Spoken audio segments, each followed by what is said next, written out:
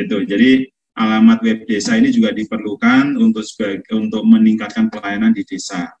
Terus untuk pendidikan terakhir ini juga kami perlukan, yaitu apabila saya yakin di Provinsi Jawa Barat tidak ada yang masih lulusan SMP ya, sudah SMA, SLTA, 3 atau akademi, terus kemudian S1, syukur-syukur ada yang tamatan S3.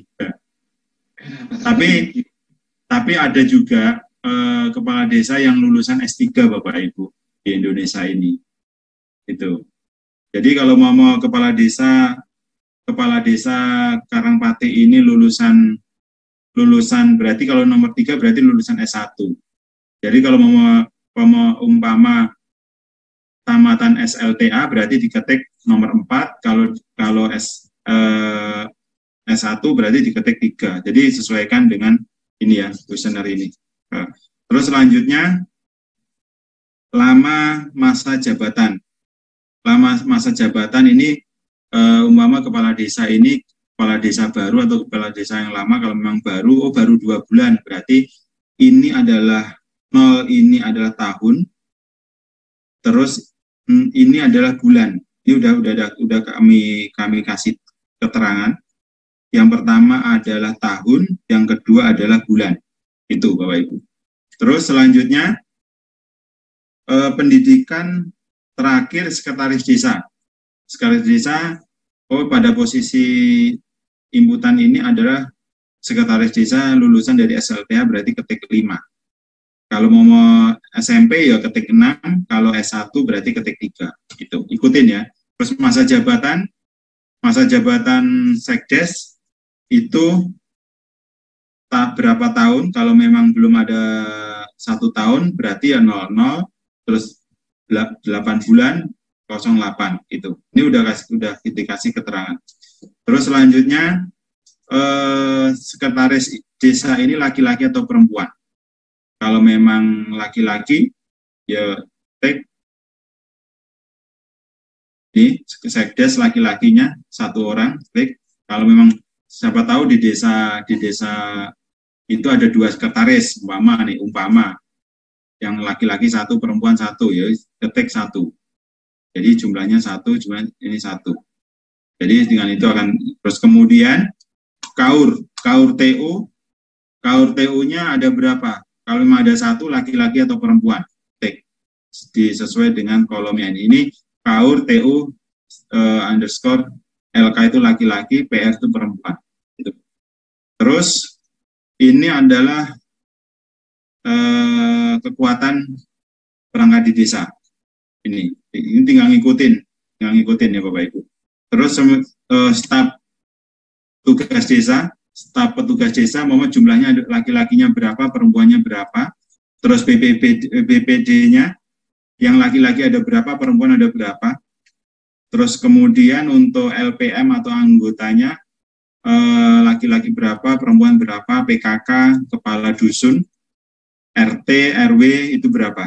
Jadi disesuaikan dengan masing-masing kolom pertanyaan. Terus untuk total luas wilayah desa. Ini, kemarin ada pertanyaan, luas wilayah desa yang ada di IDM apakah menjadi dasar perhitungan dana desa? Kami sampaikan Bapak Ibu, luas wilayah desa ini tidak menjadi dasar karena luas wilayah dasar perhitungan dana desa luas wilayah itu memakai datanya BPS. Tetapi kami sering melakukan perbandingan data luas wilayah jumlah penduduk sama penduduk miskin, terus kemudian kami sandingkan dana desanya berapa. Itu kami mencoba analisis. Ini apakah data yang salah di kami atau data yang belum tepat di sumber lain. Itu. Jadi kami sering membandingkan antara data-data ini untuk evaluasi dan sebagai masukan ke Kementerian Keuangan yang menjadi untuk dasar perhitungan dana desa. Terus kemudian luas hutan yang ditetapkan SK ya, di SK Jadi kalau memang di desa itu ada desa, ada hutan adat atau hutan apa, itu masuk ke hutan desa apa enggak, jadi nanti luasannya berapa. Jadi kalau mau luasannya ada 10 atau 8, sekian kilometer persegi, ya, tinggal silakan diketik.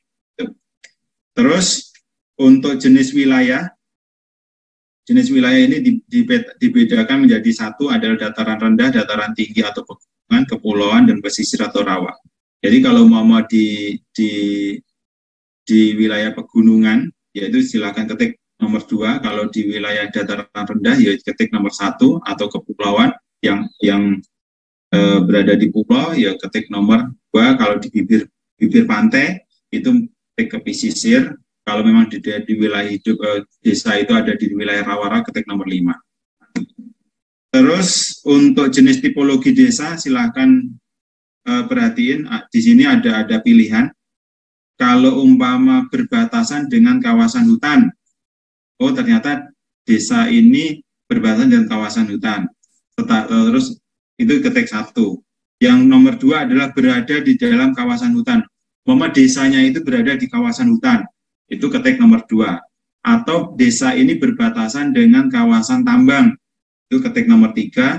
Terus yang nomor 4 adalah berada di dalam kawasan tambang. Jadi kalau desa berada di kawasan tambang, itu seperti ketik nomor 4. Terus yang kelima adalah berbatasan dengan kawasan perkebunan teh ya. Biasa kalau di Jawa Baratnya ada perkebunan teh. Terus nomor 6 adalah berada di dalam kawasan perkebunan. Tadi itu berbatasan, sekarang berada di dalam kawasannya. Terus kemudian yang ke-7 berada di kawasan lainnya yang tidak ada di poin 1 sampai 6, terus di luar kawasan lainnya ini, itu ya Bapak Ibu. Jadi desa ini berada di wilayah mana? Kalau memang berada di kawasan di luar dari kawasan hutan atau tidak berbatasan atau di luar dari kawasan hutan, kalau memang desa ini ada di luar dari kawasan hutan, kawasan lainnya berarti ketik 8. Nah, ketik 8. Tuh. Terus kemudian jenis wilayah desa lainnya.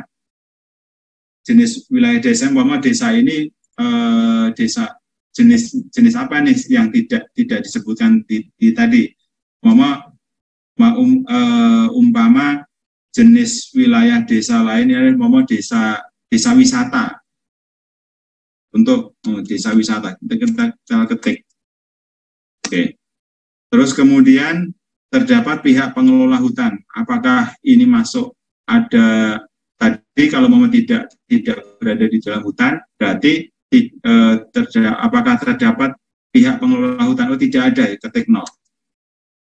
Terus kemudian hutan di desa itu, hutan itu dikelola oleh pemerintah. Pemerintah itu baik pemerintah desa, pemerintah kabupaten, kota atau pusat, itu ya, atau perhutani ya. Jadi kalau memang tidak ada, tidak ada. Itu. Terus kalau hutan dikelola oleh swasta, tidak ada. Ini kita mengilustrasikan kondisinya tidak ada atau ada itu ya. Terus kemudian hutan dikelola pihak swasta asing enggak? Tidak ada. Kalau 0 itu tidak ada, kalau 1 ada, tinggal diketik itu. Hutan dikelola pihak kelompok masyarakat lain, ada atau tidak ada? Itu kalau tidak diketik 0. Terus hutan dikelola pihak lainnya. Kalau memang tidak ada, ketik tidak ada. Tidak ada. Gitu. Terus terdapat pihak pengelola tambang. Kalau memang kalau di Jawa Barat tidak ada pengelola tambangnya, terdapat pihak pengelola tambang. Baik, kalau memang ada tambang pasir di sana, tambang pasir ya disampaikan. Di sana ada tambang pasir di desa A, ada tambang pasir. Sampaikan ada, itu. Terus kemudian tambang dikelola pihak pemerintah, ya. Kalau ada dan tidak ada, silakan diikutin. Terus tambang dikelola pihak swasta, ada dan tidak ada, diikutin petunjuknya. Terus tambang dikelola pihak swasta asing, ada dan tidak ada, petunjuknya. Jadi pada setiap pertanyaan sudah kita kasihkan petunjuknya untuk memudahkan Bapak Ibu di lapangan untuk melakukan inputting. Terus Untuk ini perkebunan yang dikelola pemerintah atau swasta atau asing itu juga menjadi pertanyaan. Terus silakan di input ya. Kalau memang ada dan tidak ada dia di input. Oh, kalau ini memang tidak ada. Jadi potret ini adalah yang diharapkan bisa menggambarkan dari potret di masing-masing desa. Ini. Terus ini adalah selain tambahan di tahun 2022. Tuh. Terus kondisi demografi. Di posisi saat ini penjelasan sampai ke posisi ini ada pertanyaan Bapak Ibu? Sudah jelas? Cukup jelas ya? Jelas, Pak. Oke, kita lanjut ke pertanyaan Pak, izin. Iya, silakan Bapak. Masa jabatan sekdes, Pak. Iya. Itu sekdes itu masa jabatannya dari mulai dia menjabat sekdes atau mengikuti jabatan kades 6 tahun gitu. Tidak, Pak. Jadi jabatan sekdes ini, umpama sekdes diangkat atau di SK-kan sudah menjabat 4 tahun nih. Sudah menjabat 4 tahun. Maka diketik 4 tahun, Pak. Nih, mana tadi? Kalau ya, sudah 2 periode? 2 periode berarti diketikkan selama 2 periode itu, Pak. 12 tahun ya? Ya. Nah, iya, jadi iya. Mama sudah menjabat 11 tahun 8 bulan. Ya udah tinggal ketik 11. Di 11. 08 bulan gitu. Itu, Pak. Ya. Siap. Sebentar. 11. Kalau Mama tadi hasilnya kok bentuk itu langsung digini aja, Pak ya. Nah, gini. Jadi gini. Tadi kan saya 11.08 jadinya 11 Agustus. Supaya enggak rancu, makanya saya tambahin titik koma di atas, langsung gitu. Jadi kalau sekdes menjabat 11 tahun 8 bulan, silakan diketik 11 tahun 8 bulan. Bukan masa jabatan sekdes pada saat pas pemerintah desa, kepala desa itu dilantik, itu ya. Jadi lamanya sekdes ini udah berapa tahun? Kita pengen mengetahui itu juga. Gitu. Terus next cukup Pak, sudah jelas ya Pak ya di ini pertanyaan yang ke atas. Lagi Pak, izin. Iya silakan. Nurjaman PLD Kecamatan Haurwangi. Iya. Kaitan mengenai hutan desa Pak. Di sini kan kebetulan Haurwangi itu adalah pemekaran dari Ciranjang dan Bojong Picung. Terus di tanah desanya itu ada yang bersatu dengan perhutani. Iya. Nah, apakah luasan yang di perhutani itu masuk ke luasan desa atau dibuat terpisah, Pak? Karena memang terpisah. Itu sudah jelas bahwa itu wilayah perhutani, tapi memang masyarakat banyak yang memanfaatkan wilayah perhutani tersebut, Pak. Izin. Iya. Karena ini yang dipertanyakan adalah hutan di desa, di dalam desa. Karena desa itu ada. Ya. Iya Pak. Nah, saya lanjutkan. Karena ada di wilayah Kalimantan Utara, itu desa berada di dalam hutan. Itu juga ada. Kalau desa berada di dalam hutan, ya berarti hutan desanya ya luasannya sama dengan luasan desa. Jadi dengan begitu kita akan tahu ternyata dari jawaban itu kita akan mengelompokkan. Ternyata desa yang berada di dalam hutan ini sekian desa. Di mana saja kita akan mengetahui itu, Bapak Ibu. Itu. Cukup? Ada pertanyaan? Izin Pak. Ya. Berarti kalau andaikan luas hutan yang perhutani itu 1, luas desa itu 1, berarti dianggap desa itu cuma 1, tidak digabung dengan luas yang di hutan itu, Pak. Iya, jadi tidak. Terpisah. Itu analisisnya berbeda, Bapak. Analisisnya berbeda. Ya. Jadi kalau kita pahami gini, Kalau mama luas hutannya 1 nih, luas desanya 1 kilometer persegi. Terus luas hutannya juga 1. Berarti analisisnya adalah desa ini berada di dalam hutan. Desa ini berada di dalam hutan. Berarti kita akan mengetahui pasti ada kendala-kendala nih di wilayah ini. Maka nanti ada analisis tersendiri itu, Pak. Biasanya nanti Direktorat Advokasi yang akan mengetahui ini. Oh, ternyata sekian desa yang berada di dalam hutan, lokasinya ini nih. Itu sebagai informasi di level kementerian, sehingga intervensinya, jenis kegiatan, jenis pendekatannya akan berbeda, Pak. Jadi kalau mau Direktorat Advokasi nanti mau datang ke desa Bapak, sudah bisa bercerita, oh berarti masalahnya di desa ini kebanyakan. Gitu. Seperti itu, Pak.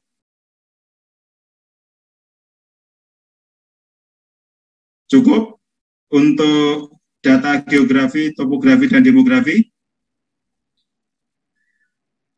Baik, saya lanjut. Ya.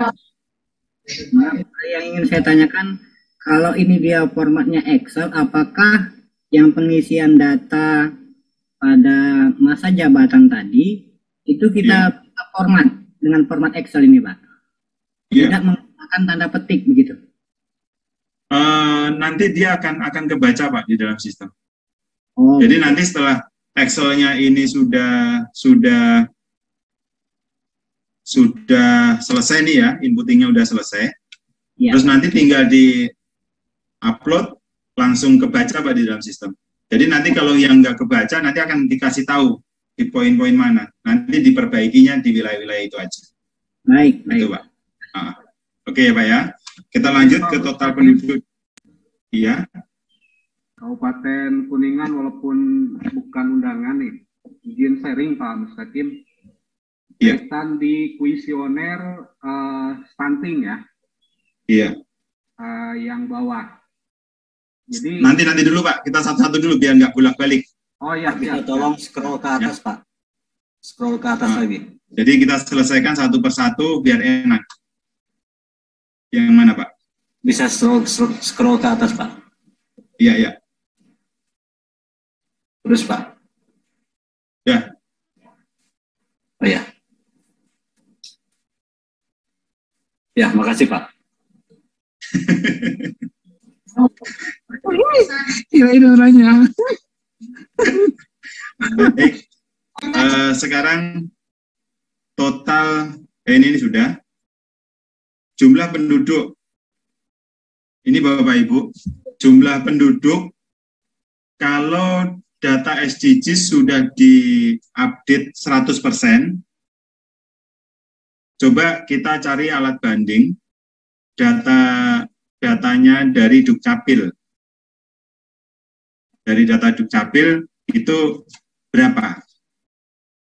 Jadi kalau umpama terjadi selisih, oh ternyata datanya Dukcapil lebih tinggi daripada datanya SDGs. Berarti nanti di SDGs berarti masih ada yang kurang, atau data yang pergi, atau data yang pergi, data yang masuk, data yang mati, itu kan terekam di SDGs tuh, ya kan? Jadi kalau jumlah penduduk di desa ini berdasarkan data Dukcapilnya lebih besar, coba kita masukkan dari datanya Dukcapil dulu, Bapak. Data Dukcapil, karena sesuai dengan kewenangan data kependudukan berasal dari data Dukcapil. Tuh. Terus jumlah penduduk laki-laki dan perempuan.